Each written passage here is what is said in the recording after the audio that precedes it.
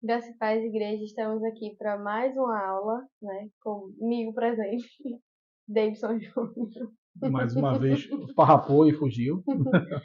E vamos hoje dar início à aula de Apocalipse, né? Fazer um panorama do livro, trata das doutrinas dos últimos acontecimentos, Isso né? mesmo, esse livro emblemático aí, né? Esse livro enigmático.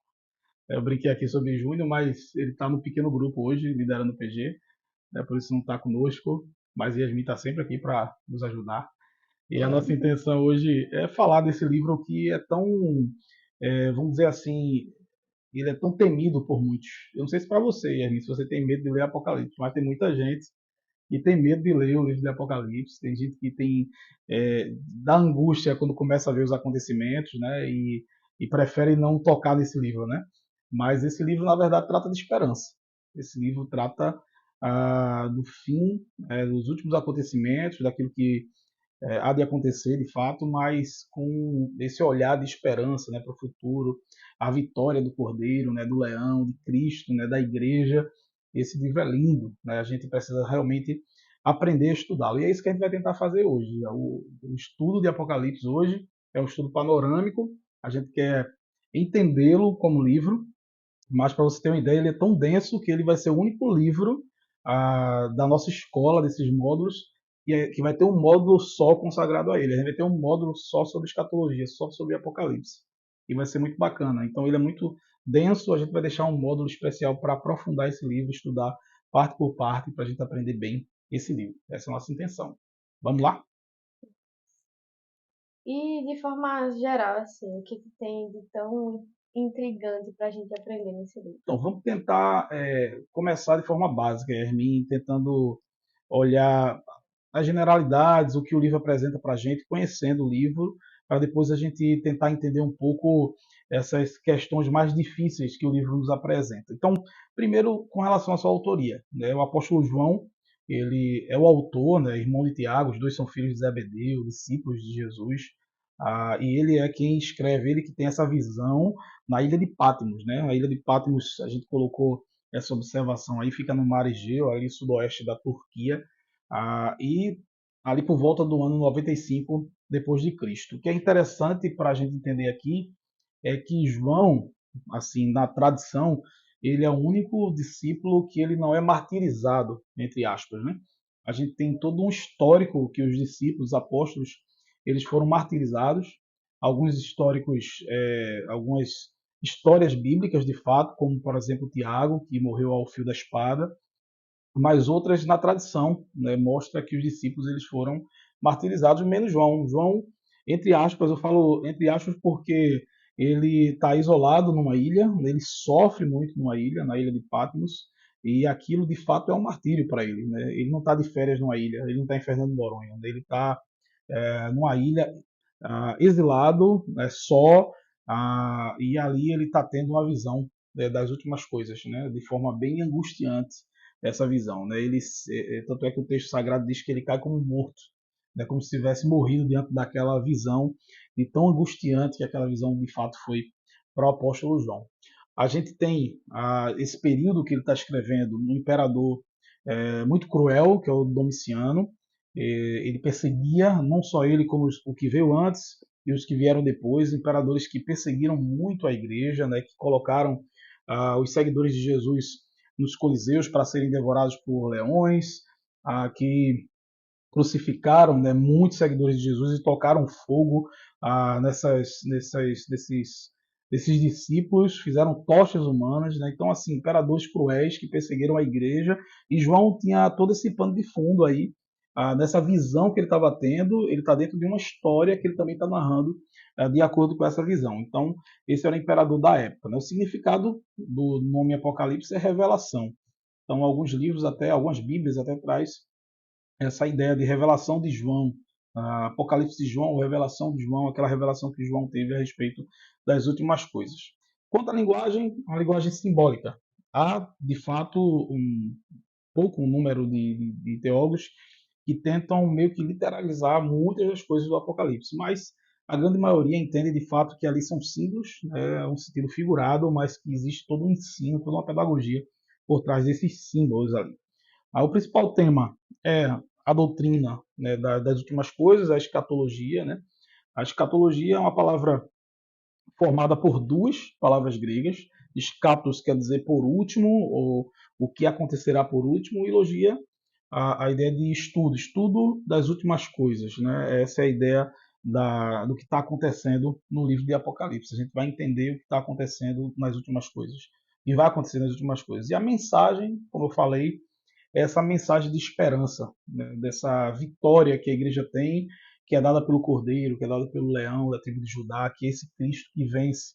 Então é uma mensagem de esperança, é uma mensagem que traz para a gente o seguinte: olha, calma, ainda que tudo pareça, né, ficar pior no final, há uma esperança e há uma promessa de que as nações conhecerão a luz do Senhor, conhecerão a Cristo e perceberão que Ele é o Rei e a igreja vai reinar com esse Senhor. Então é uma mensagem de esperança para todos nós. O que parece, né, dessa explicação que o senhor deu é que existem várias formas de interpretação, né?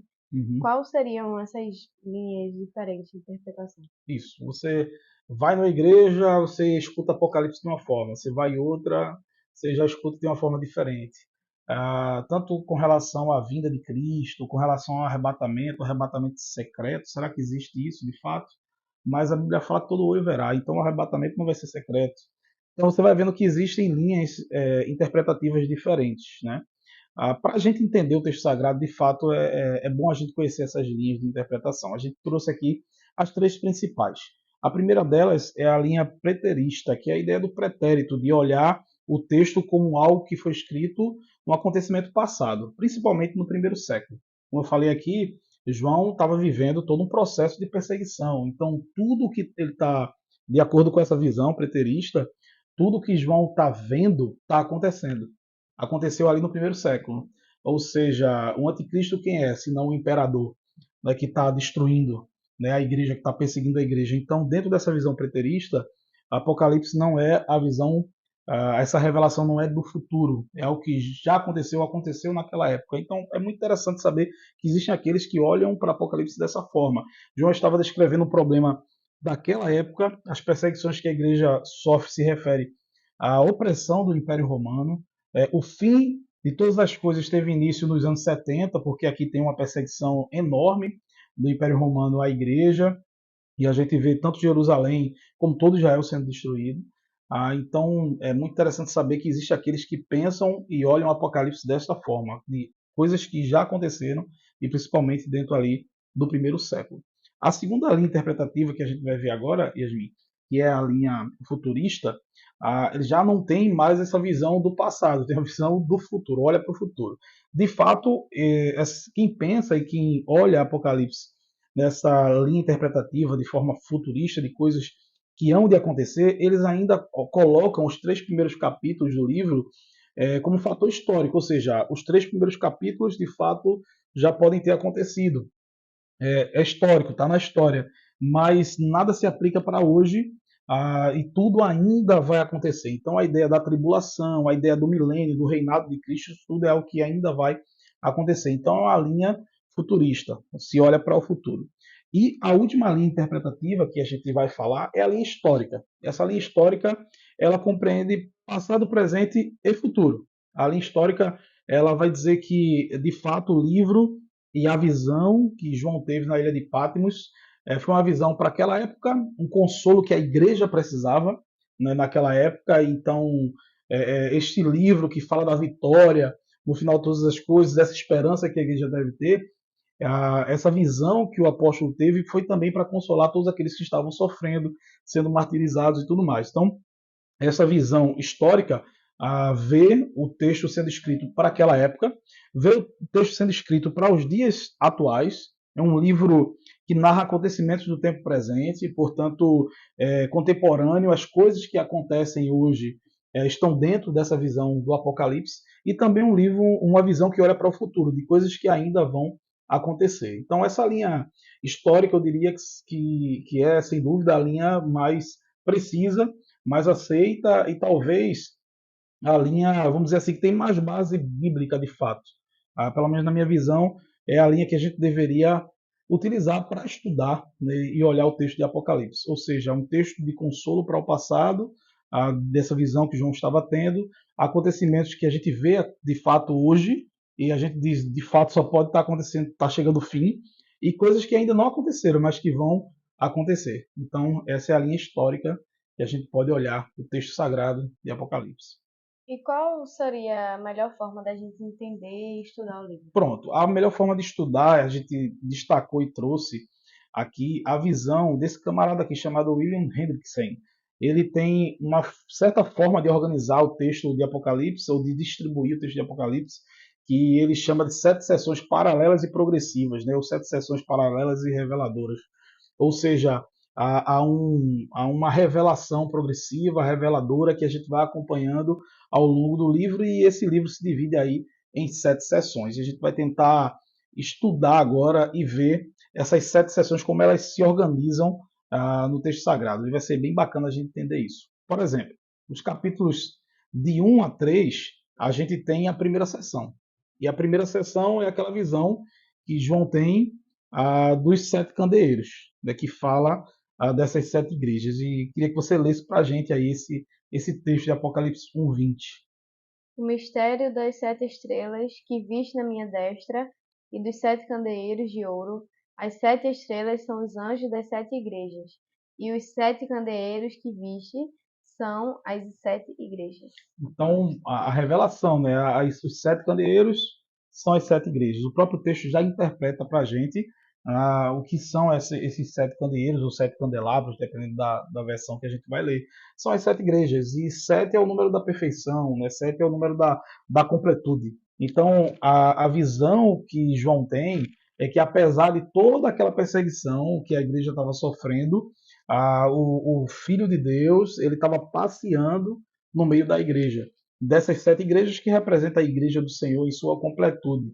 Então, é uma mensagem de esperança. Apesar de toda a tribulação, apesar de toda a perseguição, esse Cristo, esse dono da igreja, ele está passeando no meio da igreja. Lógico que ele está passeando no meio da igreja, dizendo: conheço as tuas obras. Né? Ele fala isso, né, para as igrejas, ele faz esse diagnóstico, essa avaliação das igrejas, mas também ele demonstra que, independente do que está acontecendo naquele momento, de todo aquele contexto de tribulação, ele continua no meio da igreja. Então, essa é a primeira sessão. A primeira sessão que a gente vai estruturando o texto de Apocalipse, dos capítulos 1 até do capítulo 1 até o capítulo 3, que trata aí dos 7 candeeiros das 7 igrejas. Mas vamos tentar entender essa segunda sessão agora. Então, a gente tem aí do capítulo 4 até o capítulo 7, que trata aí do livro, né, com 7 selos, que esse livro está nas mãos do nosso Deus. E o que é interessante, Yasmin, é que João ele se angustia. Ele se angustia quando ele vê esse livro, né, bem selado, né, são 7 selos nas mãos de Deus, e há uma palavra do Senhor que vem para ele, que a gente vai ver contigo agora nesse capítulo 5, o verso 5, né, e que vai poder dizer quem é o único digno de desatar esses selos, para que a gente entenda o conteúdo daquele livro ali. Então um dos anciãos me disse: Não chore, eis que o leão da tribo de Judá, a raiz de Davi, venceu para quebrar os 7 selos e abrir o livro. Então, esse leão da tribo de Judá, a raiz de Davi, a gente sabe que é o nosso Senhor Jesus. Ele venceu, e é ele que tem o poder, né, de desatar esses 7 selos, para que a revelação daquele livro, né, venha à tona, e a gente comece a entender o que é que vai acontecer, o que é que tem dentro daquele livro ali. E ali já começa uma revelação ali do juízo de Deus, do que Deus vai fazer sobre a terra, né? E depende das formas interpretativas. Existem versões diferentes de interpretação com relação aos cavaleiros e tudo mais. Mas a gente vai dar uma geral aqui para a gente entender o que está ali dentro daquele livro. Por exemplo, o primeiro selo, quando ele é aberto, um cavaleiro no cavalo branco, ele sai para vencer. Ele sai para vencer, ele é o vitorioso. No segundo selo, um cavaleiro no cavalo vermelho provocou muitas lutas entre as pessoas. Então, é um cavaleiro que começa a trazer discórdia no mundo, e começa agora muitas lutas e muitas guerras entre as pessoas. O terceiro selo, quando ele é aberto, um cavaleiro no cavalo preto, ele anuncia o aumento dos preços dos alimentos. Então, os alimentos começam a valer muito, né, e o poder de compra das pessoas começa a diminuir e isso começa a gerar um caos no meio do mundo. Ou seja, você percebe que há uma revelação progressiva, como diz o William Hendrickson, de que esse juízo ele só vai aumentando. Né? O quarto selo aparece ali a morte, né, montada num cavalo amarelo, e essa morte já leva consigo um quarto da população. Então, 25% da população já morre já nessa abertura do quarto selo. E esse juízo ainda está começando a aparecer. O quinto selo, as almas dos mártires recebendo vestes brancas e aguardando a vingança do Senhor. Então, os mártires, aqueles que entregaram a vida pelo Evangelho, aqueles que morreram pelo nome do Evangelho, pelo nome de Cristo, aqueles começam um processo de honra. Eles recebem vestes brancas e eles começam ali a indagar quando é que vai vir o dia da vingança, né? Então eles aguardam ali o dia que eles vão ser vingados e aqueles que um dia subjugaram e os mataram e os martirizaram serão punidos. Vem aí agora o sexto selo, um grande terremoto, né, que abala a Terra, o Sol escurece, a Lua fica vermelha, as estrelas caem do céu, as montanhas e as ilhas se movem e as pessoas começam a pedir a morte. Veja que coisa, né? Então, agora a gente tem uma angústia de forma geral, né, nesse sexto selo, e as pessoas começam a ver os acontecimentos, vamos dizer assim, naturais, da natureza, né, coisas extraordinárias acontecendo ao ponto das pessoas começarem a pedir a morte. É melhor a gente morrer. Esse é todo o temor que acontece nesse momento. E o sétimo selo faz-se então meia hora de silêncio no céu. 7 anjos recebem as trombetas, ou seja, 7 trombetas para anunciar o fim. E um anjo ele vem e deposita, né, como incenso as orações dos santos diante do altar. E essas orações, né, dos mártires, daqueles que morreram, dos justos que morreram pelo nome do Evangelho, essas orações chegam diante de Deus, é um símbolo isso, para dizer que agora essas orações serão respondidas e a justiça será feita. Então aqui a gente tem esses 7 selos sendo abertos, né, porque o Cordeiro tem poder para isso.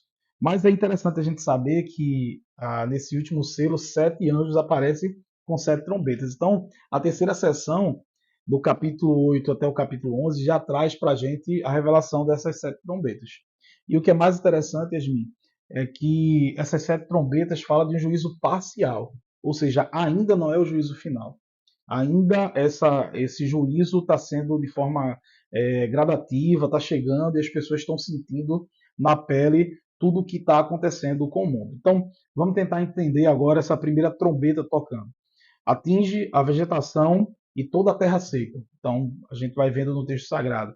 A segunda trombeta atinge o mar. Então, a gente tem um caos, né, sobre o mar. Aí a gente vem para a terceira trombeta, que atinge as fontes de água potável. A quarta trombeta atinge 1/3 do Sol, da Lua e das estrelas. Perceba que é um juízo parcial. 1/3 do Sol, 1/3 da Lua, né, 1/3 das estrelas não atinge toda a totalidade. Então a gente está falando ainda de um juízo que está ficando cada vez mais severo. A quinta trombeta atinge os seres humanos com aflição, e aí vem o anúncio, né, de juízos ainda piores. Então é bem interessante que essa quinta trombeta é meio que há uma pausa sobre os acontecimentos para dizer assim, olha, vocês estão achando que está ruim? Vai piorar. Essa quinta trombeta é um anúncio de que coisas piores ainda virão. A sexta trombeta atinge os seres humanos com morte. Então, se antes a gente viu nos selos sendo abertos que 1/4, né, da população morreu, agora nós já temos 1/3 da humanidade morrendo. Então, aumenta a quantidade e mais pessoas agora vão morrer a partir do momento do toque da sexta trombeta. E a sétima trombeta, quando é tocada, a gente tem então a introdução e o início do juízo final, de fato. Então, essa é a terceira sessão, os capítulo 8 até o capítulo 11. E aí a gente vem para a quarta sessão, capítulo 12 ao 14, a gente tem agora o levantamento do quarteto do mal. Isso aqui já deu muito filme, muita gente já fez muito filme com relação a isso aqui. Então a gente tem o surgimento do dragão, do anticristo, do falso profeta e da grande Babilônia, que surgem aqui nessa quarta sessão. E aí vamos para a quinta sessão.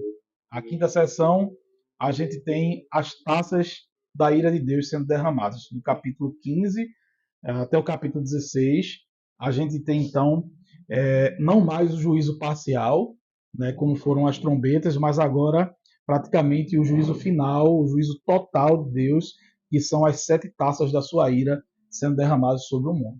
Então, de forma bem rápida para a gente entender. A primeira taça, ela é derramada sobre a terra e os ímpios e os selados pela besta são castigados com úlceras malignas e perniciosas. Então, a gente começa a ver o sofrimento que está sendo causado principalmente sobre aqueles que seguiram a besta, aqueles que não seguiram a Cristo. A segunda taça, ela é derramada sobre o mar e o mar se tornou em sangue e morreu todo ser vivente que havia no mar. A terceira taça, ela é derramada nos rios e nas fontes das águas e se tornaram em sangue. Então veja que agora o mundo está caótico, né? A água potável agora é sangue. Há um caos generalizado, né? A quarta trombeta é derramada sobre o sol e os homens são queimados com intenso calor.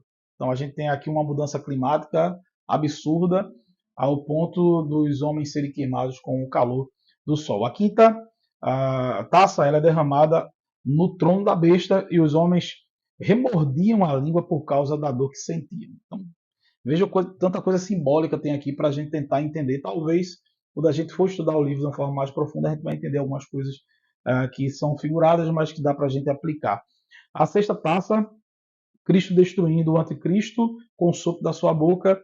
E a sétima taça, a descrição detalhada da cena do juízo final. Então aqui a gente tem, a partir do derramamento das taças da ira de Deus, o juízo final. Quando esse juízo final é estabelecido, a gente volta para o quarteto do mal, porque eles agora vão ser julgados, vão ser eliminados. Então a gente tem a queda do quarteto do mal de forma inversa. Então se começou ali a aparecer o dragão, o anticristo, o falso profeta e a grande Babilônia, de forma inversa agora eles vão caindo. A grande Babilônia cai, o falso profeta, o anticristo e o dragão. Aí, por fim, a última sessão, a gente está passando de forma bem rápida aqui para você entender que existe uma sequência lógica, né, de sessões que nos ajudam a entender. A gente tem os capítulos 20, 21 e 22, que falam do milênio, do juízo final e dos novos céus e novas terras. E aqui é muito interessante, porque o próprio milênio, principalmente o milênio, é um conceito que é muito discutido entre os teólogos, e dentro da visão do milênio, do que é esse milênio, existem várias linhas de interpretação, linhas de se enxergar o milênio. E o milênio nada mais é que o reinado de Cristo, né, sobre a terra, o reinado de Cristo nos céus, na terra, o reinado de Cristo com a sua igreja. Esse reinado é de 1000 anos, de fato, esses 1000 anos são literais, são 1000 anos contados, ou esse número não é literal? Quando começa esse reinado? Aí a gente tem a ideia do amilenismo, do pré-milenismo, do pós-milenismo. Esse reinado de Cristo, ele durante 1000 anos, ele começa quando? Cristo vem, estabelece o milênio, e depois ele leva consigo a sua igreja. Cristo vem, arrebata a sua igreja, começa o milênio, depois ele volta de novo para buscar aqueles que ainda vão ser salvos durante a grande tribulação, durante esse tempo. O milênio já está acontecendo. Qual é a visão? Então, essas linhas interpretativas falam sobre isso. E a gente vai estudar isso a fundo quando a gente estudar o livro de Apocalipse. Como é que vai ser, como é que vai se dar esses 1000 anos, de fato? De forma literal, ou a gente já está vivendo o milênio? E é muito interessante as visões para a gente tentar entender isso. O que é importante dizer com relação ao milênio, Yasmin, é que, ainda que hajam discordâncias com relação a como vai ser esse milênio, isso é secundário, porque todos que discordam e têm as suas visões vão concordar no ponto principal, que Cristo vai voltar. Né? E essa é a grande questão, a segunda vinda de Cristo. Ele vai voltar e ele vai levar consigo a sua igreja. Né? Essa é a grande mensagem que a gente precisa entender. Mas como vai ser essa segunda vinda, esses 1000 anos de reinado, se é literal, se não é, ou se já está acontecendo esse reinado de Cristo, da igreja sobre a terra, isso que é muito interessante, a gente vai entender isso melhor quando a gente entrar no livro. E aí vem o juízo final e também o estabelecimento agora dos novos céus e das novas terras, né? Novos céus e novas terras. Então, vamos entender assim que essas sessões, essas 7 sessões, ela facilita o esboço do livro, para a gente entender de forma progressiva como se dá essa revelação. Então, seria de fato a forma mais simples da gente estudar, e a gente vai fazer isso quando a gente for de fato entrar no livro de Apocalipse para estudar ele como um módulo completo. Então, a gente quer dizer para você, calma, né? O livro é bem denso, o livro tem muita situação simbólica, né? Muito sentido figurado, mas a gente vai adentrar, a gente vai olhar todo o seu contexto, a gente vai estudar seção por seção, e vai ser muito bom a gente poder passear nesse livro e encontrar nele a esperança que há nele, de fato, onde a igreja do Senhor Jesus vai ser levada para ficar e morar consigo para todo sempre, né? E todos aqueles que ainda não entregaram a sua vida a Cristo, até a volta de Cristo ainda tem chance, né, para poder participar desse grande rebanho que é a igreja do Senhor Jesus. É isso, Yasmin. Esse é o livro, esse é o panorama do livro de Apocalipse, que a gente vai aprofundar depois, em nome de Jesus. É, espero que os irmãos tenham gostado, né, de mais uma aula. Essa é a Aula 8 já, né? aula 8 já, já estamos bem avançados, né? Isso. Esperamos que possam ter aprendido com o pastor. Conosco. É muito bom. Assim, quando eu tô sentada aqui, já não gosto muito, mas eu tô aqui. É bom que eu tô aqui de frente, tô aprendendo, tô entendendo mais.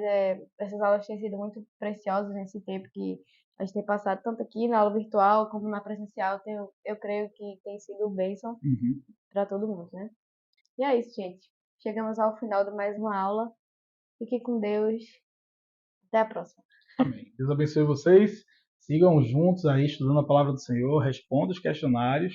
E você que está ali na aula presencial, dia de quinta-feira, vamos nos encontrar na próxima quinta, vamos estudar juntos a palavra do Senhor.